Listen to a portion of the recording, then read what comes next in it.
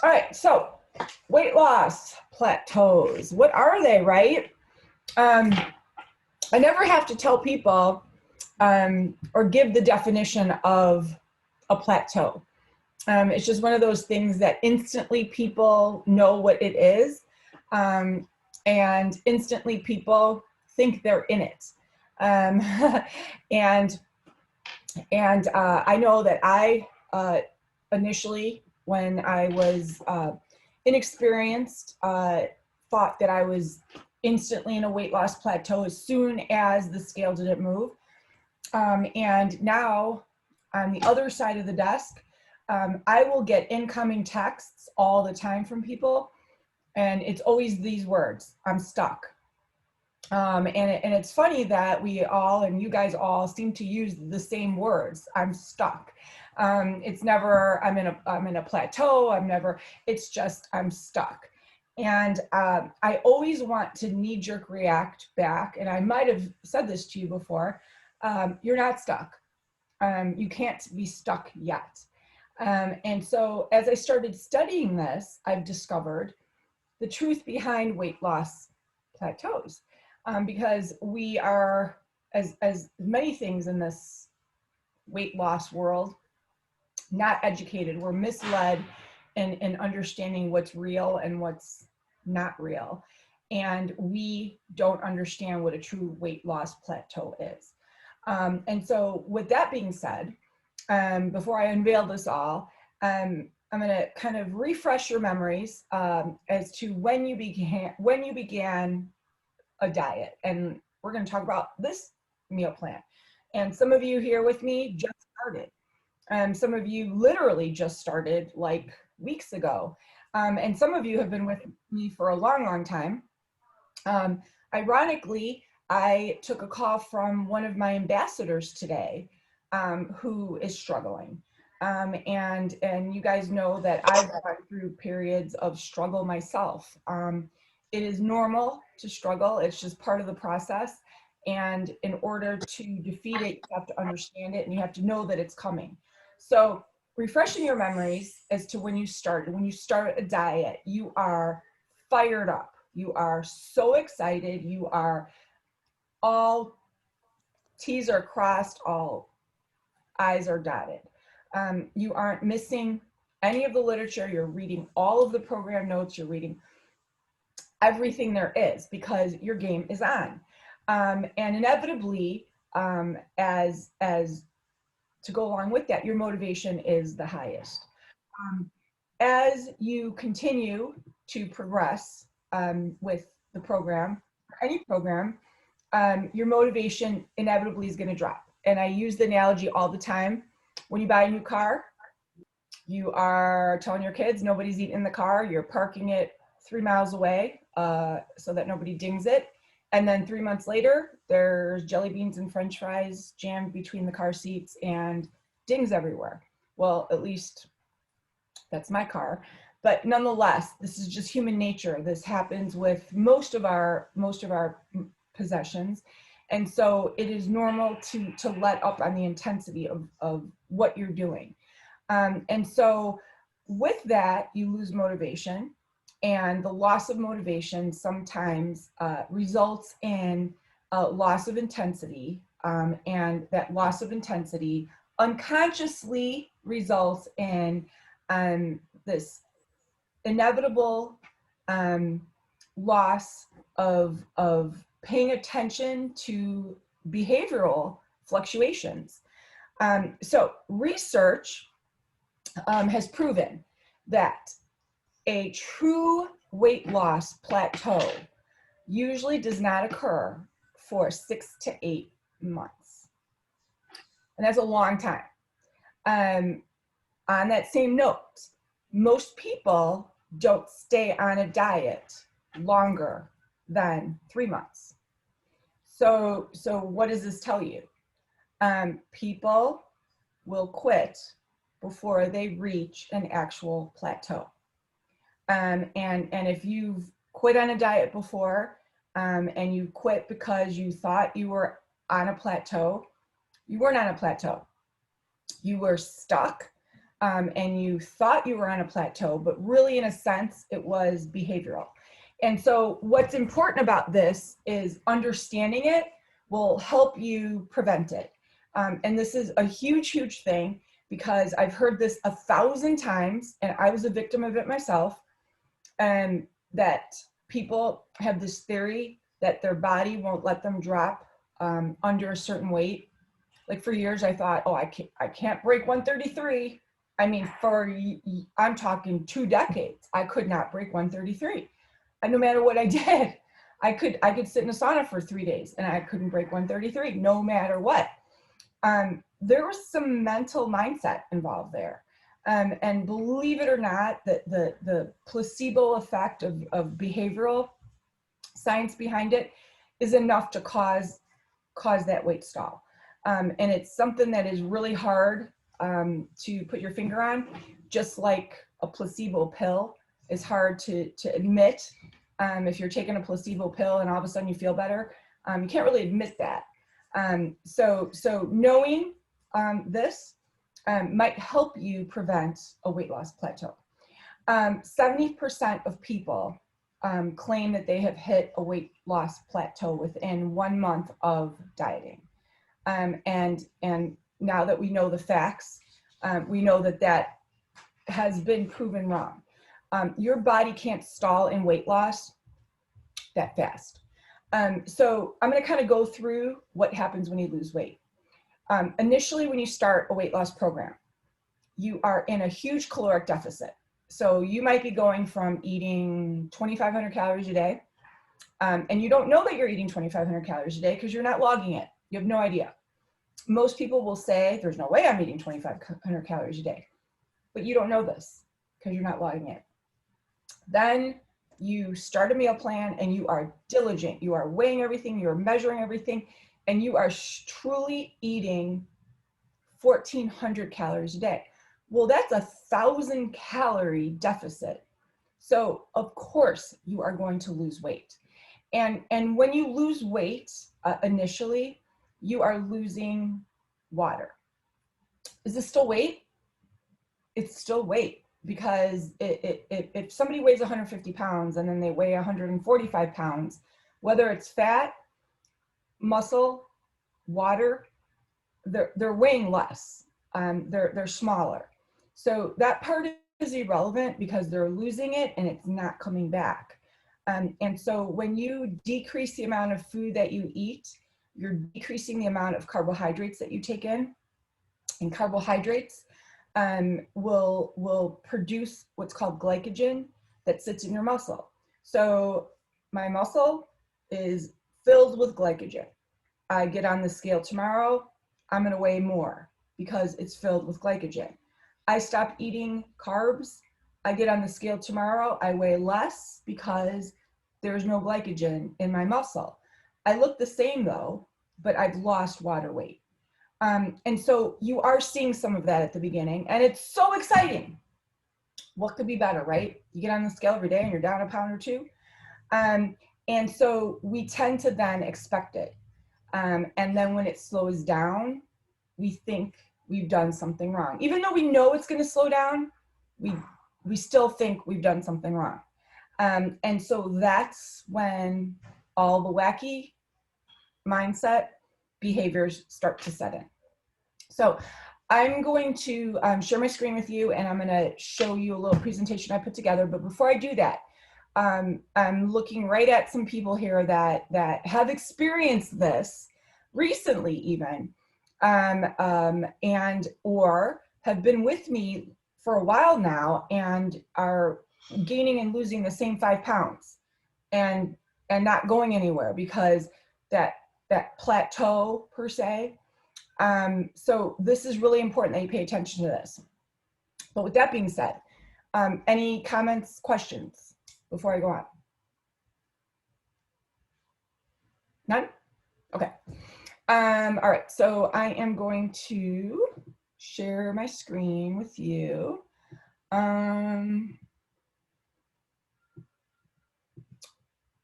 Get this right this time.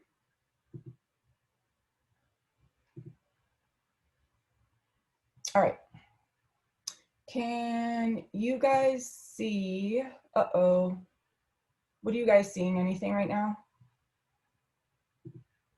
Are you guys just seeing me? Yes. Okay, let's try this again. All right, you should see a green screen with avocados. Yes.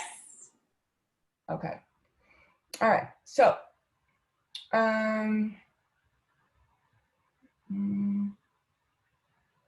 still there? Avocado screen still there? Yes. Okay. All right, so weight loss plateaus, what exactly are they? Weight loss progression. There's phases when you lose weight. And the first phase is you're highly motivated, you're following the rules, no one is cheating, and you are 100% compliant. And from my standpoint, I can see these behaviors because it's obvious to me as your coach, because I have people checking in, I have people asking me every possible question that there is. On my end, I could see who's reading newsletters, I can see who's attending presentations and being attentive. All of these things are going to only produce more results. And I know that reality is you're not going to be able to be attentive all the time, but when you reach that stall in weight loss, and that's what I'm going to call it, I'm not going to call it a plateau, I'm going to call it a stall in weight loss. What you should do is go back to phase one. Not month one. Everybody wants to go back to month one, and month one is worn out. It is like it's got no tread left. You can't keep going back to month one. There is nothing special about month one. That turkey apple melt wrap is no different than what you're seeing on month 3 and 4 and 5 and 12. What's special about month one is that you were following the rules. You were probably measuring the turkey, and you were not nibbling and biting in between, and you were very compliant. And these are little behaviors that you might not realize that you're doing until you stop doing them, and then you start noticing a difference. So then there's phase two. Weight loss is going to slow down.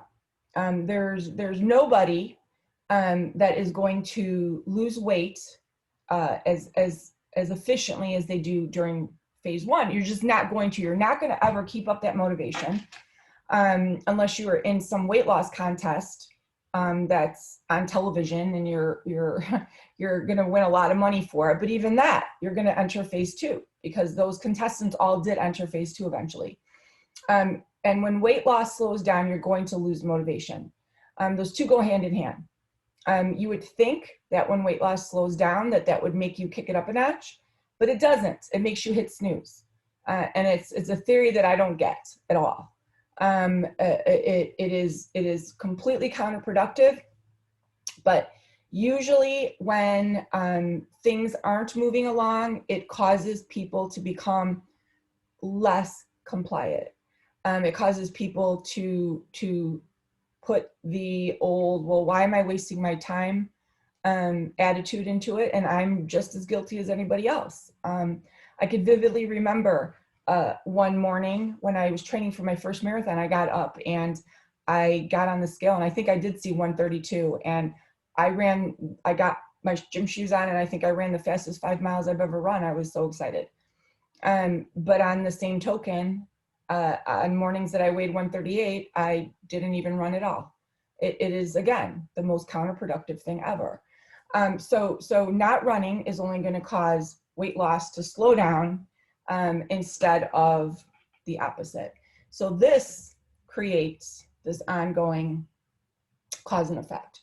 The body does adapt to weight loss, yes. Our bodies don't want to lose weight. This is just a built-in mechanism that our bodies have. It is just something that happens. People will stop following their diets after a few months. Just like I stopped parking my car way down the road, and just like all of a sudden I have empty Starbucks containers all over the back seat of my car, and this is just what happens. And the metabolism will slow down if a person loses weight too fast. And this is my whole theory of don't buy into these quick fix diets, because if you lose weight too fast, your body's going to get used to that, and then basically you've caused damage to your metabolism, and speeding it up again is going to be impossible. And I put this part in here because this should be in red. What usually will happen, and I know people in my program are guilty of this, the body will slow down weight loss, so people will right away drop their calories right away and go, well, I know you said, Irene, to eat 1,500, but I'm going 12. I'm going with 12. I don't care what you say. So you're taking calories away. It's going to slow your metabolism down. You might lose a pound or two, but now you've entered food hell, and you're stuck at 1,200 for the rest of your life. Picture flames coming up now, because you're not going to stay there. Believe me, you're not. It's impossible. So you don't want to take away calories. That's the worst thing you could do. So is a plateau real? Like I said, it's behavioral. We get mad at the system, so we slowly increase our portions without realizing it. We decrease our activity without realizing it. And stress will raise our cortisol levels, this is true, and cause you to gain weight. So cortisol is a hormone that is released by your adrenal glands. And this has been proven when you are stressed, and if you stress about your weight, it has been studied and proven that the increase in cortisol levels will cause weight gain. So now you are gaining weight because you're stressed, and you are feeling lazy, so you're not working out, and you're not logging. So all of these things combined are causing more weight gain. And meanwhile, you are blaming it on the plateau that never really existed. What really just existed was you were not being super patient enough in letting the weight loss take its time. And I don't want to pick on people that I see here, but there's some people that are watching that are losing so perfectly right now, and I'm so excited.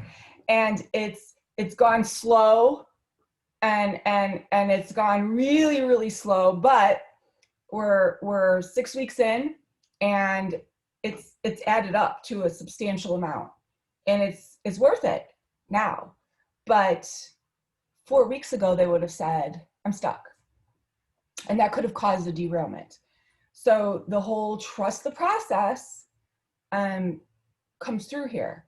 It's agony. It is to sit through this and wait, but there is no better reward than trusting that process and waiting. So what do you do? Well, get back over here. What do you do? Back to the basics.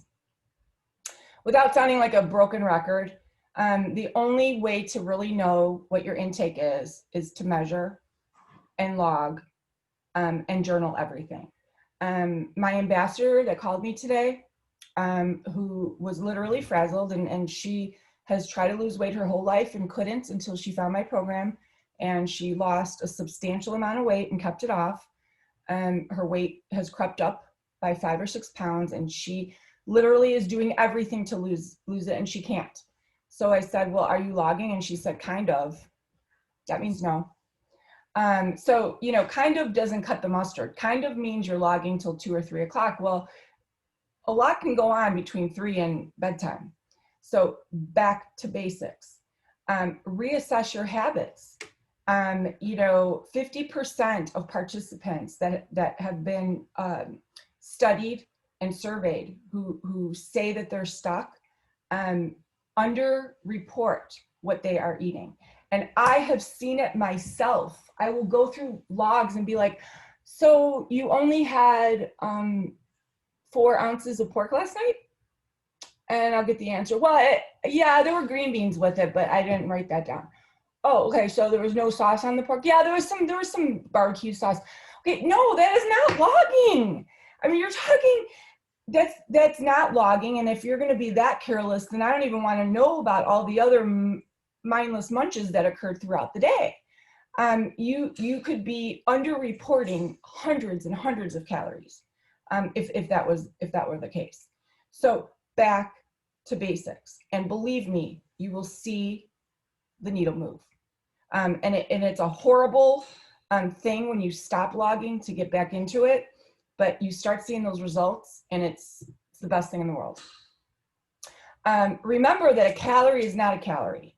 You know, when you first start losing weight comes off. And then slowly you're like, well, my 1,400 calories, I'm just gonna like not have the chicken on my salad so I could have some Tootsie Rolls later. It's Halloween and I just kind of want some Tootsie Rolls. That's sugar. And you could do that once or twice. But a calorie is not a calorie. Protein keeps you full. Sugar makes you want more sugar. And now you've upset the apple cart and you're not at phase 1 now.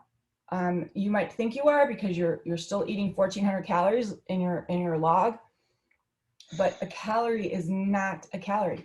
And I vividly remember once being at a idle weight and deciding that I was gonna take off chicken out of my salad. And I vividly remember I was eating 18 Tootsie Rolls instead after dinner. This was like my treat. And my weight went up and I was like, this is before I was in nutrition. I could not figure it out. I was like, what? It's the same calories. This is not fair. But it was like clockwork. I gained the weight the exact week. I thought it was the most brilliant thing. Let me take out the chicken, plug in Tootsie Rolls. It did not work. You know, and so you have to keep that in mind. Because once you've started losing weight, you start feeling like you can manipulate the rules. Your body does not work that way. And then remember your healthy fats, and keep your sugars low. And then with that being said, the dangers of sugars. You know, you can't start plugging in protein bars for the snacks that are on your meal plan, because you might look at it and go, oh, this is 25 grams of protein. I'm just going to have this instead. $2 billion in 2019 were sold in this country of protein bars, and 80% of them had as much sugar as Halloween candy. And I actually have a Larabar right here. And everybody knows a Larabar, right? Looks like somebody got into it today. It was sealed up this morning before I left for the fire department. This has 20 grams of sugar. A Twix bar has 21 grams. And I know this is dates and it's got more nutrients, but if you're on a diet and you're trying to lose weight, you don't want to eat this. And so oftentimes people will start doing this and then they don't know why their weight isn't moving and they think they're in a plateau. And then to top it off, this stimulates this neurotransmitter right here in your brain called dopamine, which stimulates cravings. And then you literally are scrounging the house. And I say that because I've done it, looking for stray pieces of candy, anything with sugar in it, because you need sugar. It causes these cravings. Average American will consume 19 teaspoons of sugar a day. Kids, 34. And it's all in this kind of stuff. And that comes out to 156 pounds of sugar a year, which is astronomical. So this is all the stuff that causes these weight loss stalls. And you might be sticking to your calories, but this isn't going to help you lose weight. So what about stress? Now you're stressed. Your cortisol has increased, which is causing you to gain weight. You're mindlessly munching, which is causing you to gain weight. And you've become completely derailed. And so now here we are. You think you're at a plateau.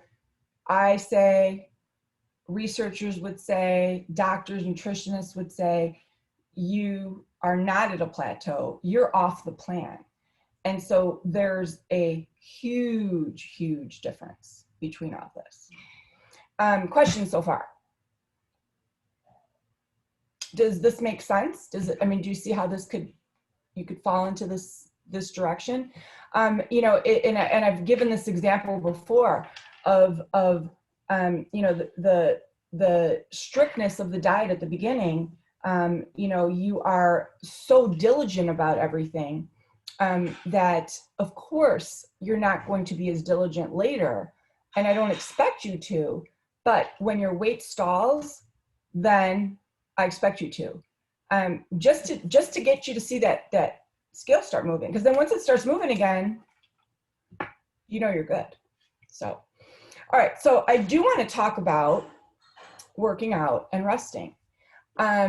Another thing people will do when their weight stops moving is they become these workout maniacs. They work out unrealistically. They'll start thinking, well, I got to burn more calories. And that's great.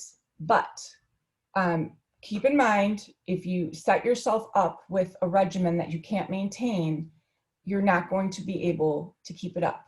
And if you do this, you're going to lose weight, but then the day is going to come where working out 12 hours a week is not something you can keep up with. And then you're just going to gain it back. So work out realistically and do it for your mind. I say this time and time again, don't work out to burn calories, work out to better your mood, to better your energy, to tone your muscles, because that is going to make you move more throughout the day, which is going to cause you to burn more calories. So don't drop your calories, don't increase your exercise, because then you're setting yourself up for total failure. Make sure you're getting your sleep, and no matter what, and I have not made this, I have not had the snooze talk with this group yet. Do not hit snooze. Snooze is the devil, whoever invented it. We have sleep cycles. Each sleep cycle is 70 to 90 minutes long. So when you get woken up by your alarm and you hit snooze, snooze is typically 15 minutes, 10, 15 minutes. It will wake you up in the middle of a sleep cycle. And so if you get up after you've hit snooze, you're in what's called sleep inertia. And sleep inertia lasts 4 to 6 hours. And it is exactly what it sounds like. You're like a zombie. And so you're awake, but your brain is not alert. You're going to be clumsier. You're going to be more forgetful. Your reaction time is slower. And those are the days where you are like, I'm so tired, right? You're blaming everything in the world on your tiredness, but what the real reason is that you hit snooze. So if you're going to hit snooze, make sure you have 70 minutes to complete your sleep cycle. And it's true, because if you do this, try it on the weekend. Hit snooze for 70 minutes. It's the best 70 minutes sleep you've ever had, because you get to complete the sleep cycle. So my point is when you go to hit snooze, think about that. Do you want to have a tired day that is going to be agony for 6 hours? Or do you want to get up and deal with being tired for 5 minutes and get yourself out of bed, splash water on your face, and move on with your life, get yourself going, and make the most of your day, because those are calories burnt. Even if you don't exercise, those are calories burnt. And avoid over caffeinating. The more caffeine you drink, the more stimulated you become, but then of course you crash, and then you don't have room in your stomach for water, which again is going to cause another weight stall. So all of this has play. And if you're listening going, well, I can't sleep, I have sleep issues, then that's a whole nother topic. But don't cut yourself short on the sleep, for sure. And try my snooze experiment, because it is true. When I stopped snoozing, that's where my world changed. I get so much done now. It really does make a difference. So positive mindset will bring positive results. And I literally spend all day trying to get you guys to be positive about when your scale doesn't move. It will move. You're doing everything right. Be patient. It will happen. There's no one that I've ever worked with that hasn't succeeded eventually, who has not followed through with trusting the process. If you quit or throw in the towel or surrender to your weaknesses, then of course you're not going to see the results. So as always, look at the big picture. Oopsie. Know that muscle does weigh more than fat. So don't be doing things like yanking protein out of your diet, because then you'll weigh less. That is completely counterproductive. Don't spend hours doing cardio to burn the calories, because the strength work is not going to show on your Apple Watch.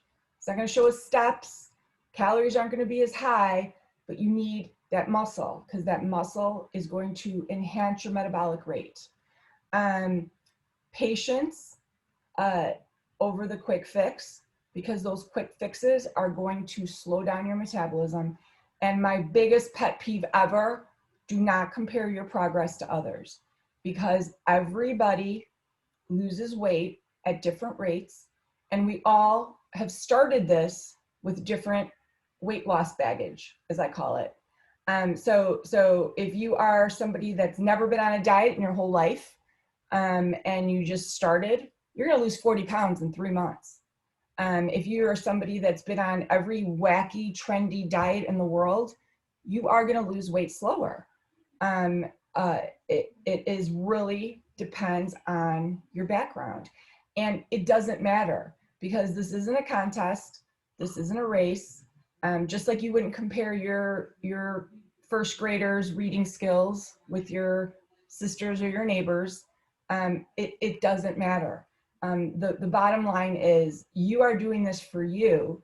And if it takes you longer, it shouldn't matter. What should matter, and this is the biggest thing, is you need to avoid the weight loss avalanche, because it's exactly what happens. It's an avalanche. You start losing that motivation, you stop seeing results, and then it avalanches. You're eating tacos, then you're eating donuts, and it's over. And then it becomes another thing that didn't work. So you have to stay positive. You have to look at your successes. And if the scale really isn't moving after 6 months, revisit your goals. Maybe you have done an amazing job and you need to just stay where you are for a little while, and take a little break and not lose. The scale doesn't always need to go down, and be patient and trust the process, because the biggest part of this is that it doesn't go back up. Because when it goes back up, it's really mentally difficult, and physically difficult to ever bring it back down. And I can tell you from experience, that I've climbed and dropped more times than I'd like to admit. And you're much better off staying idle for a while, than throwing in the towel because you've gotten frustrated.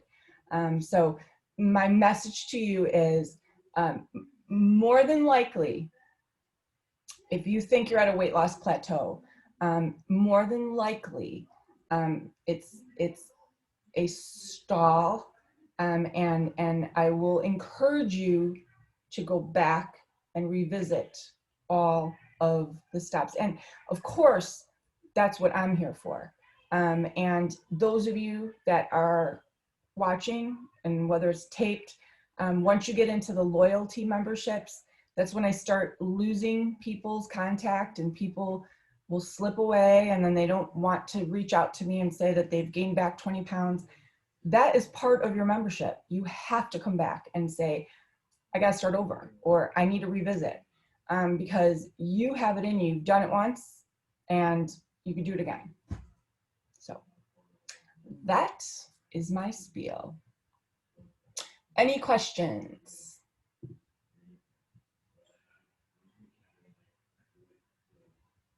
No questions? Could I pick on some people? Sure. Sure. You can pick on me. Wait, who said that? Jamie. Jamie? Jamie, what do you think of that? Well, totally is me. I don't message you every morning with my weight anymore. You know, there's certain things, and you know, part of it is that like I feel like I'm stuck. You know, I'm not like I feel like I'm kind of just been teetering at the same 5 pounds, kind of like what you've been saying. But I know we talked a little bit about me at the beginning of this, like when I'm a teacher. So once the school year started, I was so good in the summer about logging, and now I log, but it's like I'm not as 100% about it. You know, I'm still following all your meals and everything, but you know, entering it, I'm probably, you know, I try. Sometimes I don't get to it till like at night, even though I've already, you know. Yeah, and that's okay to do. I mean, and that's okay to do. You don't have to be losing all the time. I mean, you just started school. It's extremely stressful, especially this year. As long as you don't go up. I mean, you could stay here till things settle with school, and then be like, all right, I'm hitting it hard again. But don't think that you are broken, or that you're at a plateau, because your behaviors for sure are not as diligent as they were when you started. But that's good news, because when you do go back to that diligent, you're going to see a loss. I mean, that's the beauty of it, is that, you know, anytime I've ever gone back to my complete diligence, it's like, holy cow, how do I lose 5 pounds when I really set my mind to it? Yeah, like the last day and a half, I was like, that's it. So I was putting it in, and I forgot to message you this morning, but I did lose like probably, I think it was like a pound. I was excited. I hadn't seen that in forever, but I forgot to message you this morning. Yep, definitely. Anybody else experience like a really just slow, grueling weight loss at the beginning, where they're like, I can't do this. This is not moving quick enough, and there's gotta be something wrong. Anybody? Or were you all kind of like, all right, I believe her, this is gonna go. I mean, it's a hard thing to swallow, especially when you see everybody, and again, even though I say don't compare, the rest of the world seemingly loses, you know, dozens of pounds a week, according to Instagram and these infomercials. I mean, my TV is right there, my family room's right there, and if it's on and I hear these infomercials, I lost 20 pounds in 2 weeks, I'm like, you know, it's hard when we are hearing that all the time, you know. So as grueling as it is to have it go slow, it is the way the body works. And again, it's just the way the body releases weight, you know. But truly, when I read the facts of weight loss, and to know that a true stall won't happen for 6 months. And I know there's a lady that I'm working with right now. She's down 97 pounds. She has not had a stall once. And she started with me 2 years ago, October 10th. So our anniversary is coming up. She has not had a stall once. How does that happen?